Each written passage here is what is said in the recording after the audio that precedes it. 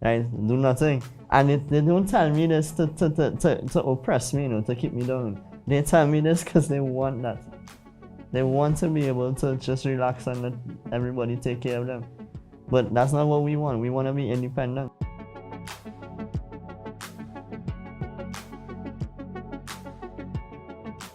Hi everyone, I'm Aruna, and most of you guys know me as a makeup artist and beautician. I hope that this platform inspires you to explore and expand parts of yourself so that you can really tap into your highest potential. Here we dive deep into the stories of our guests to inspire and uplift through simple conversation. If you're interested in living more mindfully and more consciously, then be sure to check it out.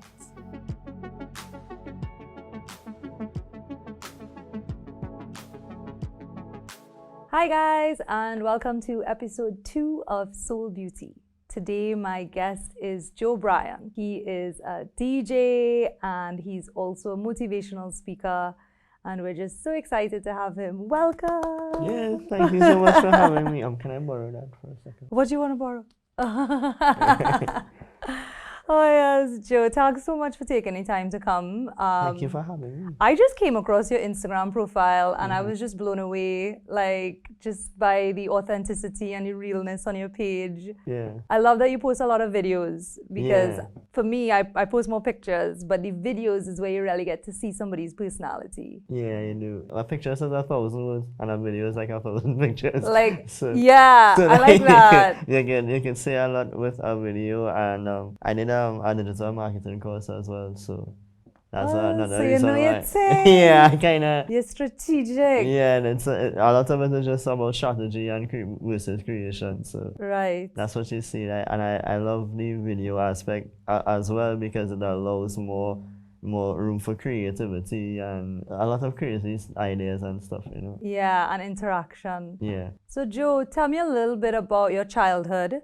You're 26 years old now. Yeah, I'm 26. Right. So tell me a little bit about your childhood and what it was like growing up with a disability, or more than one disabilities. Well, I was born with a condition called bilateral proximal femoral focal deficiency, and I bet you can't spell that, right?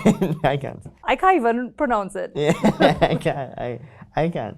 So, missing limb, scoliosis, cleft lip and palate, and it's a wide range, a catalog, we have a sale going on that. Anyway, but so what happens is that I grew up being a disabled person. I noticed at a very young age, when I could not copy everybody with walking, to imitate their walking, that I could not do what other people were doing.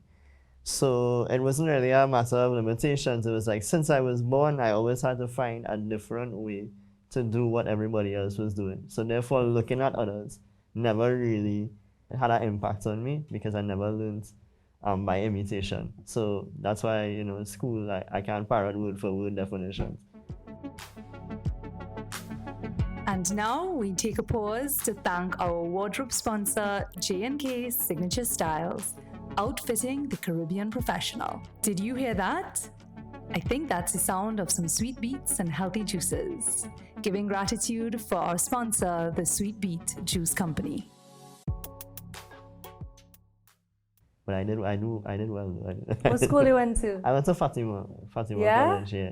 Okay. I did finish Form 6 in Fatima, and then I went to UE for a brief period of time. I was doing a French and Spanish double major. You're like, Yeah. Tu peux parler le français? Oui, plus ou moins. Ah, très bien. Oui, J'ai étudié dans l'école pour 4 ans. Pour 4 ans? Oui, mais avec moi, c'était pas quelque chose pour étudier. Il y a les personnes qui habitent avec moi, qui parlent français aussi. Je ne comprends pas. Je suis désolée. Oh gosh. Okay, wow. Yeah, well, what happened was that in the classes, in UE, they just basically dumped us in a sea of I can't find English anywhere. Right? So you by force. So your lectures are in French and Spanish, your exercises, the instructions for the exam, and in the other language, it's like if it says underline and you circle, you're getting everything wrong. Do not You're lie. getting everything wrong, for That's sure. real hard, boy. Yeah. But the whole, what also growing up too, I have a bit of a Latino background. My grandfather's family was born in Venezuela. So I've been speaking Spanish since I was very young. When you know Spanish, French comes like that. Like it's like piscina, piscine. You know, Right. like it's like There are similarities. too many similarities. So it was like it was that's what I did when I was younger. Like I used to love to practice that with my my Hispanic family. And then after we had people, my grandparents had to rent the room to pay bills. So she rented it to French borders. So that's why I learned how to speak French. And then I went to school. Then I went past Imagine school. Yeah. that. Imagine that. Yeah. So how long you stayed in UE? 2 years, tentatively. Okay. You decided it wasn't for you. I always wanted to be a DJ. I've been DJing since Fatima, since Form 6 in Fatima. When I arrived at UE, I had already been in the industry for 2 years in terms of DJing. I was Coco Lounge's house DJ for a while, yeah, for a good while, and pub house too. Okay. Right. So what happened was that as I entered, when I entered UE, I entered it because I wanted to make sure that I had a stable job and backup plan and all of this. And then when I actually enrolled, all my gigs like dried up because I took all my focus away from what I was in love with to focus on my backup plan. And the problem with that is that I have the rest of my life to come up with a backup plan. So why must I, instead of choosing my dreams, why must I, choose the quote unquote reality? Yeah. You understand? Yeah. Sometimes we like a backup plan because it's safe. But when the backup plan is taking you away from your true joy or your true passion, then what's the point of a backup plan? Exactly. And the other thing I realized too is that most people don't become famous DJs. Most DJs don't become famous or popular or in a position where they can have everything they want provided for them. Ideally, optimally. Would you say is a very competitive field being a DJ? Yes and no at the same time. It is something where if you're in the industry, you have to put on blinders and silence the people around you. It's not really about supply and demand in terms of our market share and overall population. It's more about who you are as a person. And a lot of people don't realize that. And they would think that because they have talent coming out, bleeding out of their fingertips, because we in Trinidad, we have talent everywhere. We have mad talent everywhere. Yeah. Right? When people see that you put in the effort into your craft, they love to help you. Right? But unfortunately, when people are not putting, even myself, because I was guilty of this, when people are not putting the effort required, they tend to be part of this crab and barrel situation where they want to say that the rest, everybody's against them, it's a fight down thing, and sometimes it's just your work has not been recognized yet, or is not on the level where it deserves recognition. And that was a painful pill to swallow at first. And then I was like, okay, back to the drawing board. Let's get good now. Yeah, and then you improved, right? Yeah. And then you got better. Yeah, for sure. Okay, so if you had to choose between DJing on the radio and DJing at an event, which one you'd choose? This is a put-up question, but I would have to say the event. An event? Yeah. I figured so. I don't know why, but tell me why. The crowd. Yeah. The crowd. Like, I became a DJ. What made me fall in love with DJing was having a crowd in front going and screaming and sidestepping and snapping their fingers. And once at a sharpness, you see in a party that just make you feel like, yes, everybody here happy. So that's why I love the crowd. And radio, the vibe is different because it's more focusing on the technical skill on what you're doing. Right, and everything is involved in that technical skill. So for the crowd, it's more like do great, match them up, have them enjoying themselves. But for radio, it's more like make no mistakes. That's it. Make no mistakes. And then you just do what you have to do and stuff. But I love playing for the radio because as a disabled person, people, tend to underestimate based on the brand and the quality of the product. Based on my brand, my quality of my product as a DJ. So I got a lot of underestimations where some people came back to tell me, what DJ? Well, you can never be any censored DJ, right? And stuff like that. I actually got from clubs, and that was when I was in a club playing. So the radio aspect is great because it is you want to know if I'm good? I'm on radio. Like it's a good feeling. It's like validation after years of being in a business where you're wondering to yourself, can I really keep up? Sometimes the doubt came, can I really keep up? And it's like, and after I just had to be like, forget it. Keep going. Yeah. So you said growing up, you never really compared yourself to other people because you always had to, you just realized from the bat that I not going to be able to walk like everybody else. So you had to just figure everything out on your own. Yeah. Was that, well, obviously it was challenging. You posted recently about acceptance and that you accept this this life, these cards that you've been dealt. Yeah. But I can't imagine it being an easy road towards that acceptance. Do you mind sharing a little bit about? Of course not. Yeah, how you feel? It wasn't really a road to acceptance. It's more like, here's a challenge. You have to climb this challenge. Everybody else. So let's pretend that we have an obstacle course, for example, right? There's a huge wall you have to climb over. Right? Imagine looking at that wall and everybody climbing it in one step. Every time you look to the right, you're trying to figure out how to go over this wall.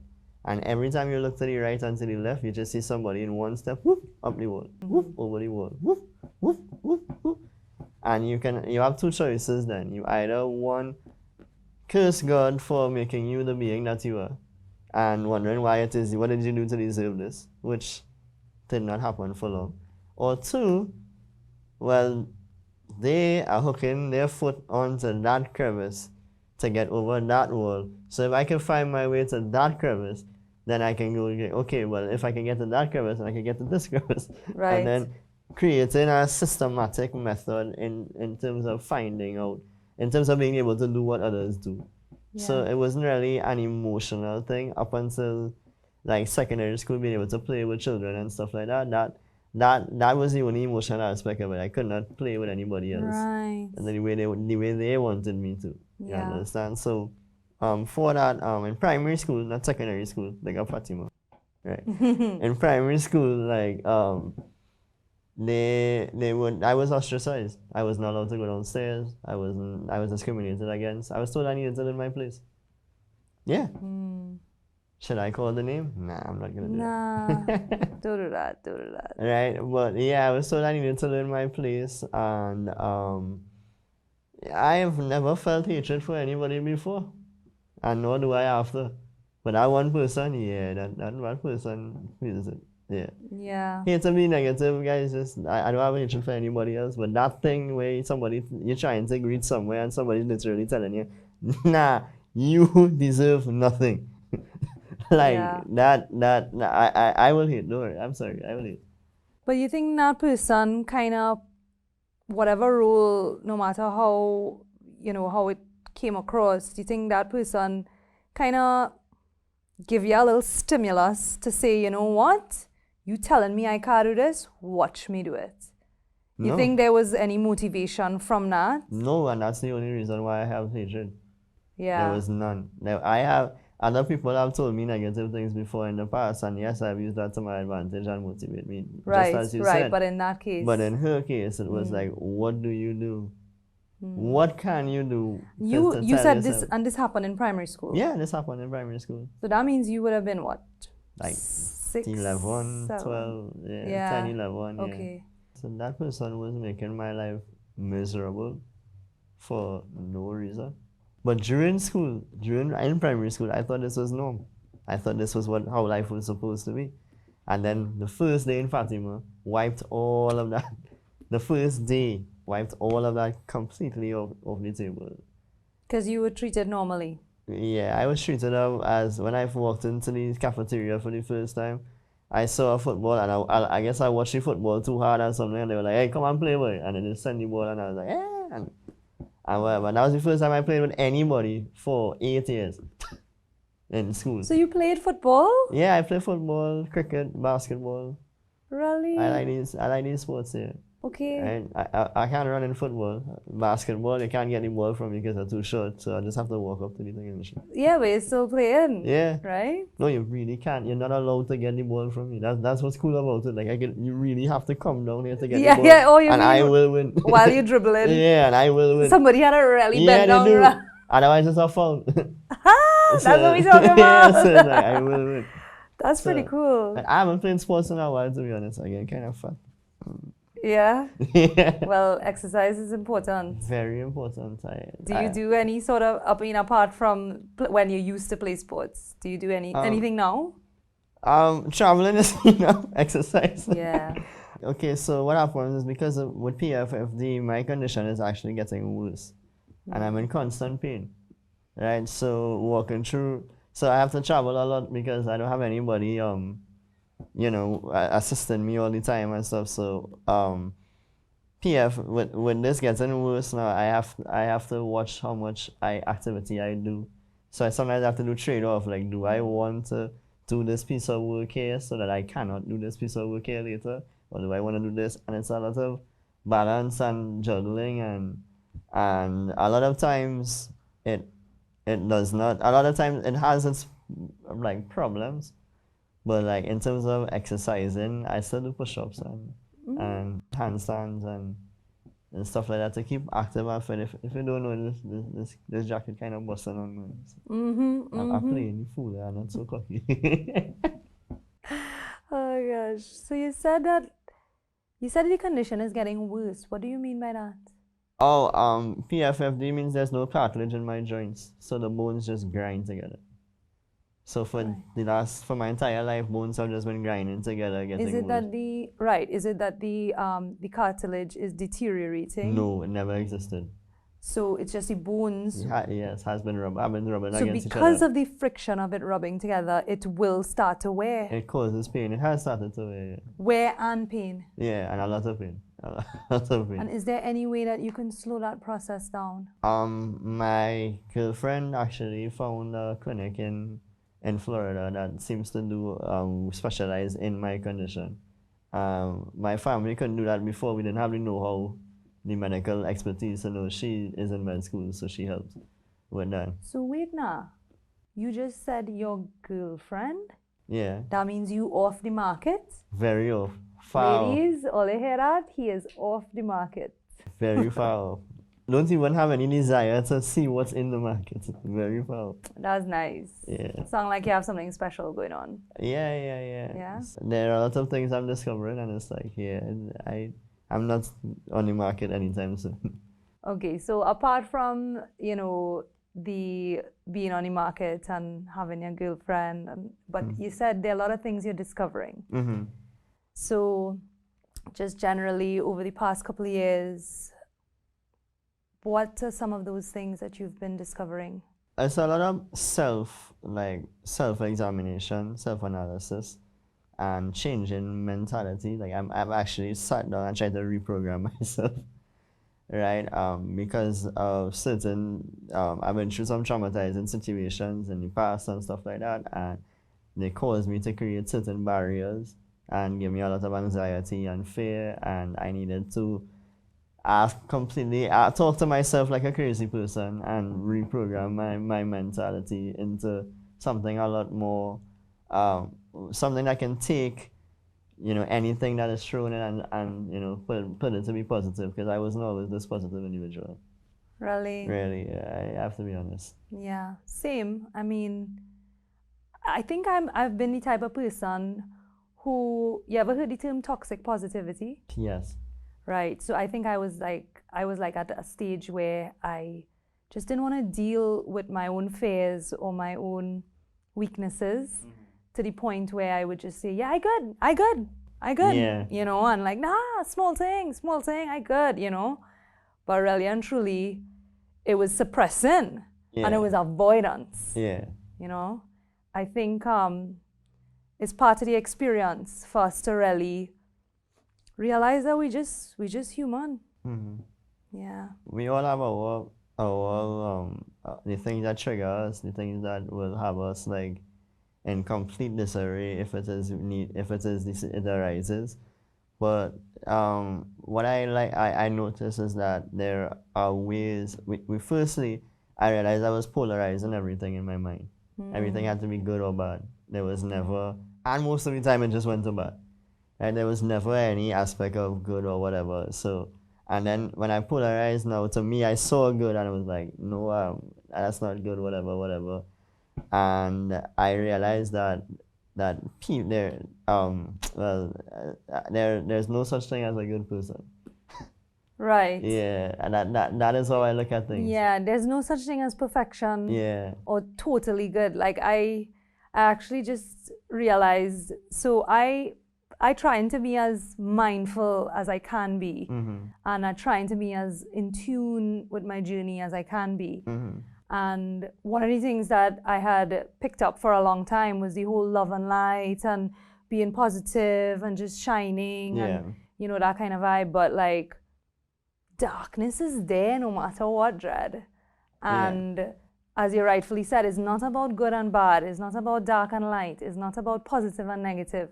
It's about everything is part of this experience. Yeah, this is life. You This either is choose life. to look at it this way or that way, the positive or negative. But at the end of the day, this is life. You have to go and you have to think about what are you eating next. When is your next meal? Who your people who you're taking care of. This is how it is. So if you sit down and these things impact you, these traumatizing moments impact you, and you let them impact you, then the only people you're harming is yourself and the people around you. Because I can guarantee you that everybody else not involved does not care. Yeah. They don't care. Like, so you have your things to do, and taking that's a negativity actually stop you from doing anything, like anything, right? Is like, it's completely destructive and counterproductive. You can't do anything. If you're afraid of being uncomfortable, you can't do anything. Like, that's just how I feel about it. So for a while, a good bit of that programming was, there's oh crap, my anxiety is flaring up. What do I do? And it's like, do it. Yeah, just do it. And give yourself a nervous breakdown and give yourself a panic attack. And that's what I was doing to myself. I was like putting myself in situations that made me go, ah! And then as they came on when it just became easier to deal with them. And then I started to make decisions and based on my career, and things actually started to look up. You know, and that is the main part of it. Like, I was a negative person. I had a mentality that I could not control what would happen to my life. It was basically a ticking time bomb. And it's like, no, no, at all, absolutely not. You feel like you have a little more control. Yeah, and I can't have other children after me, disabled youth, feeling like this. I can't do that. I can't sit down and let that pass. It wouldn't sit well with me, right? And I've seen instances where other disabled youth have been denied their education because the people would not make the institution would not make the necessary changes, to allow them to get it, and they just lie down. I've known people tell me that I was born to just for the government to mind me. Right? Do nothing. And they don't tell me this to oppress me, to keep me down. They tell me this because they want that. They want to be able to just relax and let everybody take care of them. But that's not what we want. We want to be independent. Because if what people don't realize is if everybody taking care of you, you have no control over anything. Yeah. Who's your husband? Who's your wife? Who are your children? How many children you're gonna have? What job do I want? What we don't get these questions did not feel like reality to us. Wow. These were just like the questions for us is, how do I survive until tomorrow? And that is not something that I'm comfortable allowing others after me to grow up thinking is the truth. It's not. your reality is completely in your control. I am so happy that the younger disabled youth have you as someone to look up to. Well, down to size. But No, brother, look up to, look up to. But I'm not trying to be that person either. I know. Like, yeah, I'm just trying to make sure that nobody else has. I'm not perfect, no way. I'm missing a hand. I'm kidding. I'm perfect like that. Right? But but it's just like I just want to make sure that it stops after I die. At least stops after I die. You know, where we can walk and I get this all the time. I don't see you as disabled. You don't see disabled people doing things like you doing things. That's because there are no ramps in the sidewalk. There are no elevators. There are no institutions where if somebody wants to go and get food, most food places they can't even get into. Wheelchair access wise. So have you been exposed to, or were you ever been in contact with any organizations or on a national scale or otherwise privately that deals with disabilities and also putting the infrastructure in place on a certain level to improve? Well, to be honest, I tried to partner with an organization that dealt with the education of disabled youth, but I don't feel... Education, but not so much like he's talking about the sidewalks and the staircases and... Yes, but education would allow those same children who don't have the sidewalks and staircases to know that they need to fight for the sidewalks and staircases. It's interconnected. Yeah. That's on the whole scale. So a lot of families actually tell themselves that their child is disabled to send them to school. Tell them to stay locked away. Some of them locked and hide away from hidden away from their families and stuff like that. So what was your interaction with that group? I felt like I approached, I asked, and the request was taken. And then I really don't want to sound negative, you know. Yeah, I felt like I wasn't being taken seriously. Right. Right, because I waited for 2 months for a response, and the response was, can you ask the question again and give us more time to respond?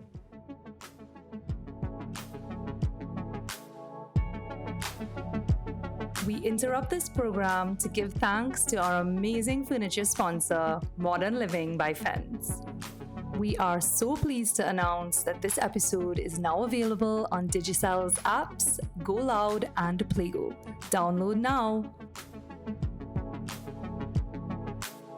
Like, I want to help, but I have no time for... If an institution needs help and they don't want help or they don't want, then it doesn't make sense for me to involve myself in that situation. Yeah, it shouldn't be so difficult. Yeah, it shouldn't be. But I really wish that I can get involved in terms of helping, in terms of education in disabled youth, that I could get involved in that. And the idea is not to place it into one center. It's to make sure that any student, when they're born, whether they're disabled or not, can go to any school around them and be accommodated.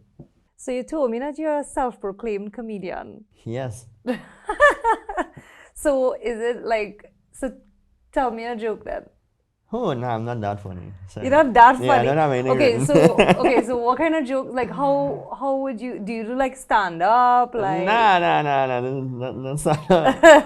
I do videos, comedy videos on TikTok and Facebook, and they do pretty well. Yeah. I think one of the videos on TikTok is, I think it passed 100,000 views. Really? This week, yeah. I think so, yeah. Actually, I know that. Yeah.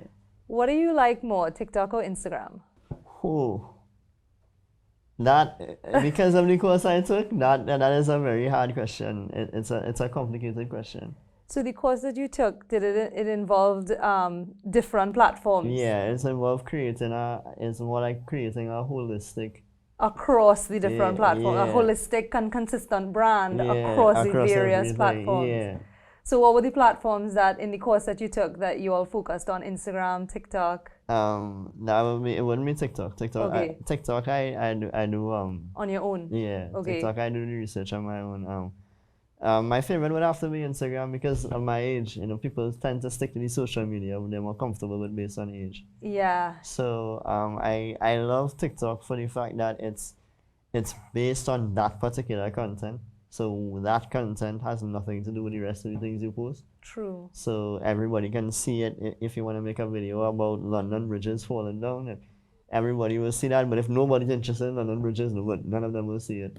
Yeah, I don't know what it is about the TikTok algorithm, boy, but they could real drive traffic towards page, eh? Yeah, they can. It's amazing. It's much easier to grow a following on TikTok. I find it getting hard to grow a following on Instagram these days. Yeah, because Instagram, how do you share? No, but did they change something recently? Something in the algorithm it's changed? just some. Yeah, they did. They changed the I algorithm. feel recently. like followers and traffic Down rail down. horribly. Yeah, Right? Yeah. I thought it horribly. was just me. No, people just not on Instagram anymore. I don't know. Well, no, the thing about it is my content has changed a lot. I don't know if you know about my past, but I was more into beauty, makeup. I did a lot of makeup videos and makeup tutorials and stuff like that. So, but now it's more about nature and inner beauty and like, you know, just mindful living and stuff like that. So I don't know if because of that changeover that the traffic is less because No, the same thing is happening to me. it's kind of too. boring. The same thing is happening to me too. Yeah. Yeah, it's. But you didn't change your content really. Yeah, I did. You did. Yeah, I wasn't. I didn't have a plan before. Now I have planned, structured content.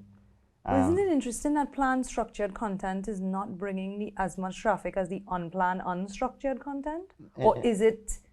That is intentional. Well, I don't know if I feel it's the algorithm right now. They changed it so that if you're using more than 5 hashtags, there ain't problems too. Really? Yeah, they did that because they're trying to take over. They're trying to do what TikTok doing now.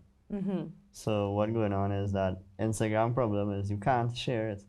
You can't download the videos of IGTV to send to anybody. You can't press share on your Facebook and post it and everybody see that you share it.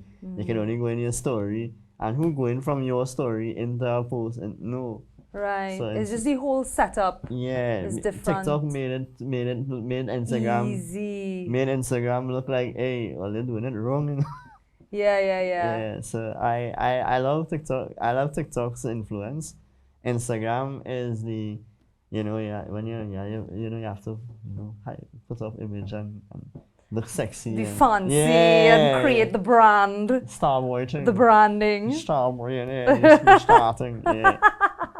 And Facebook is, I don't even know what Facebook. I just put everything.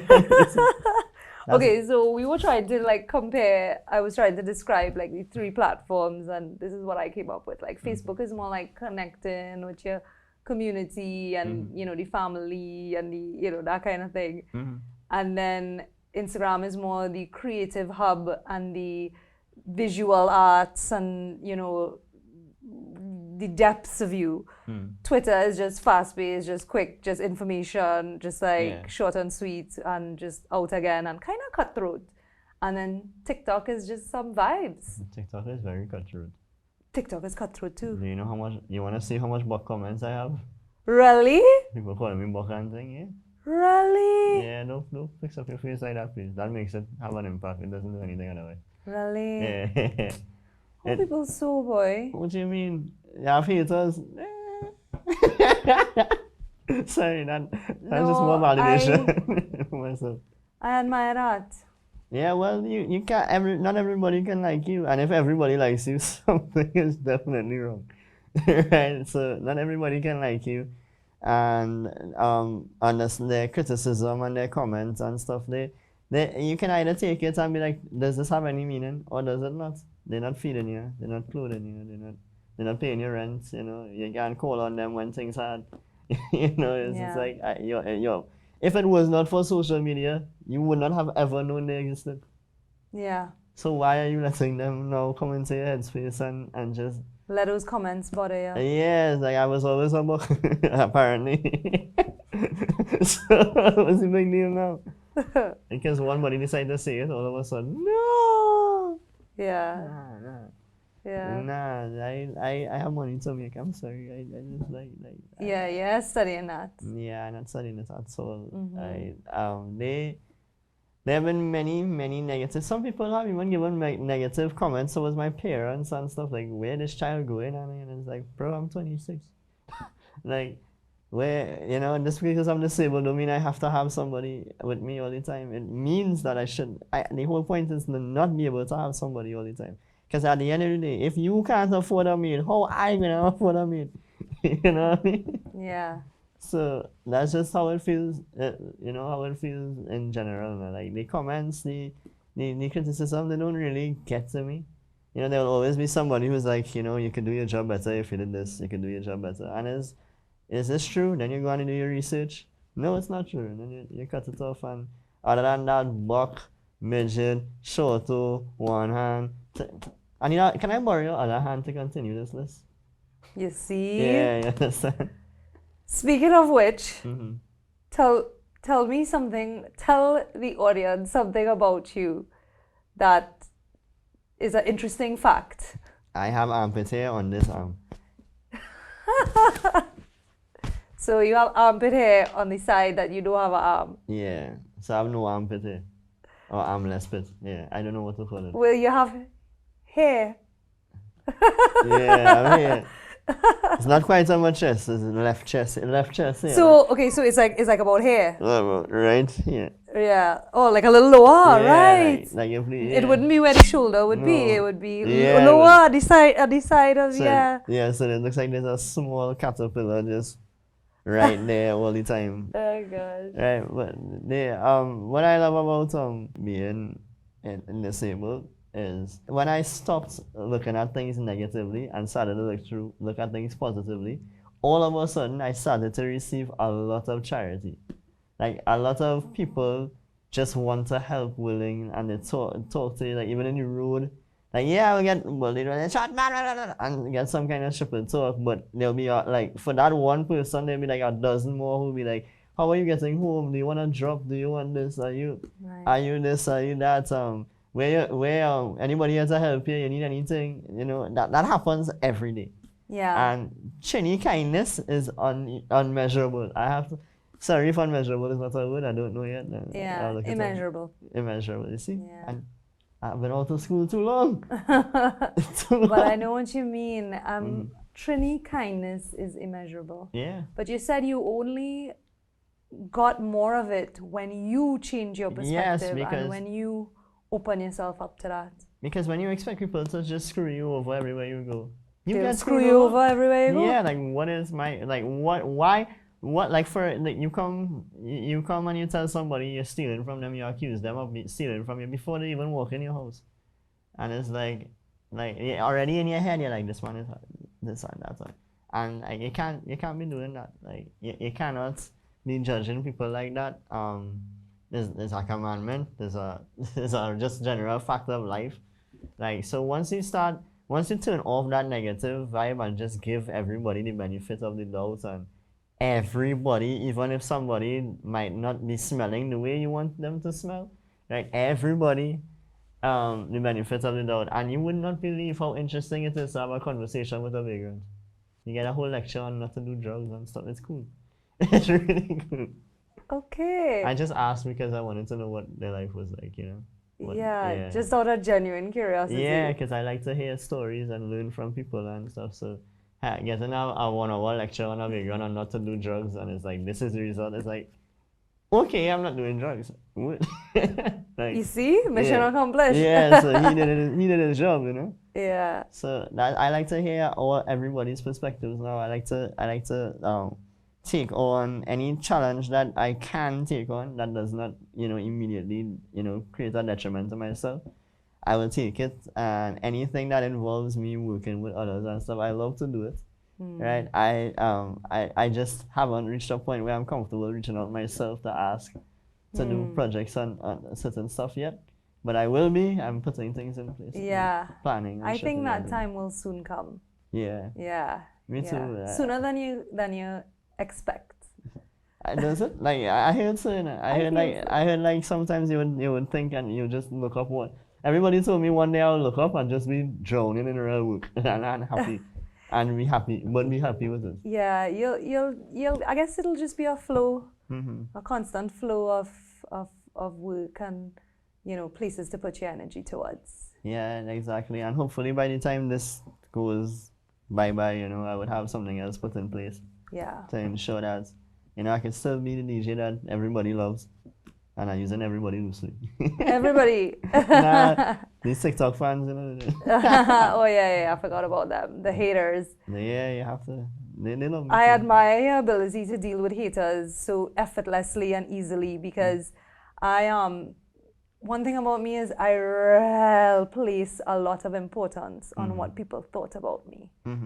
And to the point where it affected what I did, what I chose to do in life, the decisions I made, like what I chose to wear, how I chose to carry about myself, certain things that I would post on social media or wouldn't post on social media because no, I can't post that because people might think X, Y, and Z, or and it's a real thing. Caring what people think is a real thing. Yeah, it is. And I don't even get that much hate on my comments and thing. So, I can't imagine getting it and still just being unaffected, Well, my disability plays the advantage in that sense because I already know that this is what they're thinking. Yeah. So not to be negative. It come like your armor already there, like the shield already there. Yeah, like I'm going into battle and okay, I'm short, haha, funny. Okay, I'm handicap, haha, funny. Okay, I have one hand, haha, funny. You saw Game of Thrones? Yeah, with Tyrion. Tyrion from Game of Thrones, he says, wear it like it's your armor. Yeah, he said that. I forgot to. I haven't seen that show in a while. There is criticism that is constructive. It's not like I ignore all of it. Right. But that's important. But they already think that he's disabled. He's not gonna do much. He's this and it's like it's like, nah, just nah. All right. So if anybody wants to get in contact with you to DJ an event, is that something that you do, like house parties? Yes, I've actually done over 500 events. Okay. Since in my career, yeah. Okay, nice. So if anybody wants to reach out to you for that, if they want to find you on the radio, it's on Sundays. Right. So tell us all the information about how we can find you, where we could reach you. So at Joe Brien 868. That's Joe Brien with an E. Right. E. But, all right. So at Joe Brien 868, on Instagram, TikTok, Twitter, Facebook, and all of these, every platform you can think of, SoundCloud, like. And you do weddings too. Yes. Okay. Yes. So you just play the little all the hyped up wedding songs, the classic wedding songs. Yeah, definitely. You can dance. Oh yeah, well I didn't even. I actually used to play those in parties. So. Oh, in parties, not just weddings. Parties. No, which one is this boy? What's the is he the one that you do the Congo line for? She Conga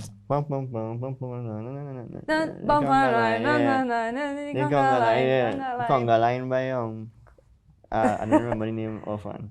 Yeah, I don't know either. I'm supposed to know. That's the problem. Yeah. What? Are you sure you're a DJ? Let me check my left hand. You sure about that? All right, Joe. So this is the final question. What last words do you want to share with the audience today? What sort of message do you want to bring across to everyone? My message would be there is always a way to get something done. Always. There's a million reasons why not, and that one reason why is the only reason you need, and a million reasons why not don't actually exist. They haven't happened yet.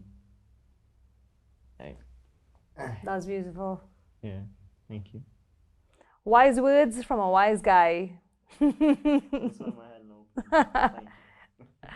Thank you guys so much for tuning in to this episode of Soul Beauty. Keep up with me, Aruna Maharaj, as we redefine beauty one conversation at a time.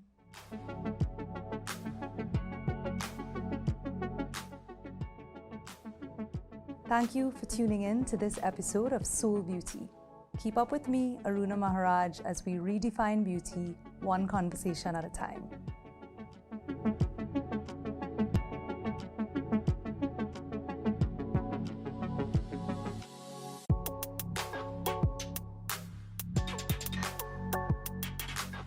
We are so pleased to announce that this episode is now available on Digicel's apps, Go Loud and Playgo. Download now.